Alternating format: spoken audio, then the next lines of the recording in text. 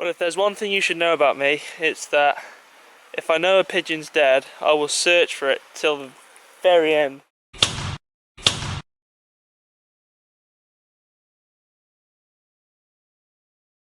One of my feeders now, both of them. I'm just going to show you some of the damage that the squirrels do.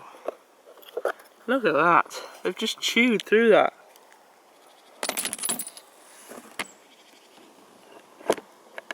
They are pretty vicious creatures, I'm not going to lie.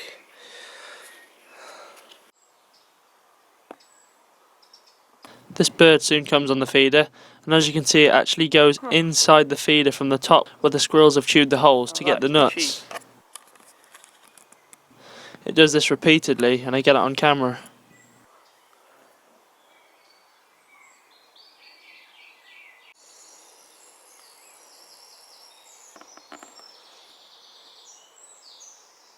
There's a squirrel in the trees above and I think he's going to come to the feeder. Here he comes. I anticipate the squirrel's going to come onto the feeder, as that was the direction it was heading, and sure enough, it comes on. Gets straight down to business and sticks its nose in the food. Picks a seed or a peanut or something and starts chewing away.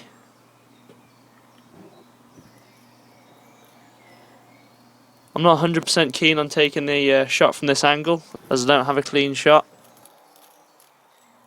But I'm just going to wait until it turns its head broadside, and I should hopefully deliver a nice 2-2 Air Arms pellet.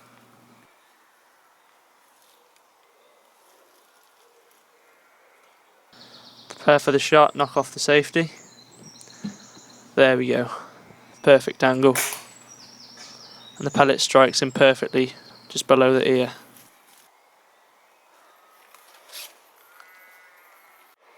And he was sat on here then, chewing away at my lovely peanut, and I hit him and came over, and I couldn't see him initially, but here's the blood trail. And couldn't find the body, but here he is, dead in there. Get him out. Nettles. Ah, textbook shot.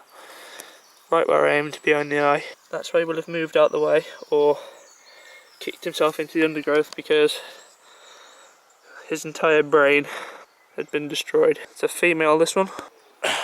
Really happy with that. I think I even got it coming in on the feeder because it's foraging about 25 yards. Or 20 yards from my hide, and I could hear it, and I saw some movement, and I saw him go onto the tree, and as soon as he started heading this direction I knew where he was going. There's my hide in there.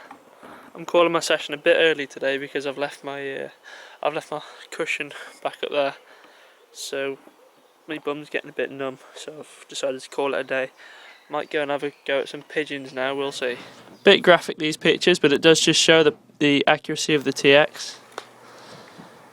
I'd only just sat down from coming across the field, and this pigeon flew in and landed on the branch of that silver birch tree.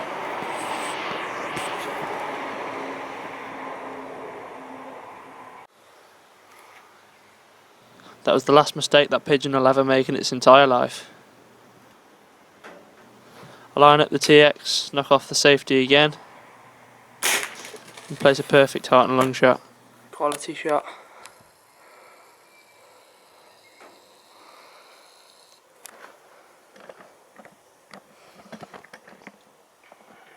I've only been here a few minutes, literally just sat down.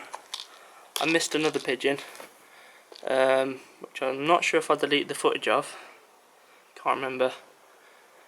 I was really disappointed with that, and then I'm not sure if it was even the same one that flew around and landed on that branch. And yeah, took him with a beautiful heart and lung shot, I think, but double check now. Let's go and see how we do. The retrieves are always difficult in the long grass, but anyway, so he was sat directly above there, and I come across him stone dead in the grass. Well, here it is. Can't see where I hit him again, but I can see that the pellet came out there, which indicates a really nice heart and lung shot. That was taken with the Arms TX200 walnut stock 2.2 with the brand new Hawk Sport HD, I think this is. Couldn't be 100% now. The reason I've got this rifle today is because my 97, I stripped it and it was an absolute atrocious mess inside.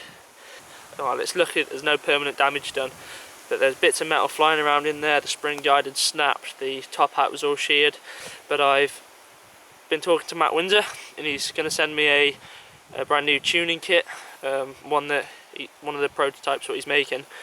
No one else really has had them, so that's why I'm using the TX200 today, not the 97. But for a few minutes and one pigeon, I'm chuffed. Now let's see if we can get something else. TX200 never lets me down.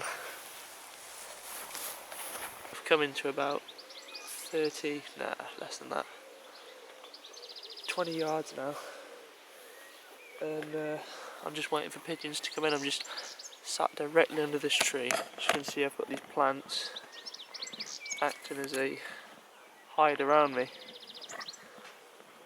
As you can see that. So fingers crossed one comes in.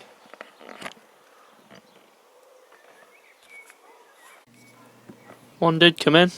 It was a good old wait, but it did come in eventually. Just trying to pick it up in the camera. There it is, just at the top.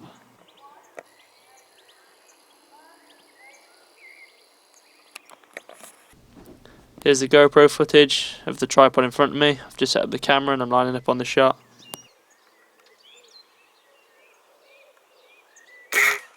And I hit another heart and lung shot.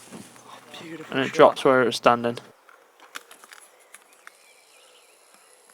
It would turn out that this one would be a beggar to retrieve. But that's just half the fun. I've been waiting here a long time, I can tell you, and I'm pleased I nailed that shot. Dropped like a rock. TX, get in.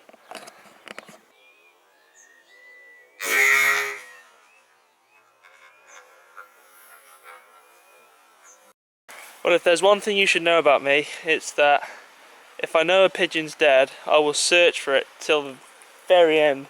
My legs are absolutely smashed in stinging nettles, thistles, but I've got myself a stick and I've beat my way all across here to here looking for this pigeon, and I've finally found it. And there's a pigeon right above my head. And my gun's the other side of the hedge, which is a bit of a ball ache, but I'm glad I found my pigeon. There it is.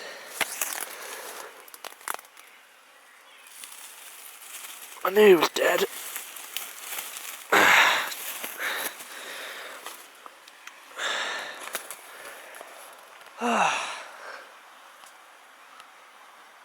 Happy now.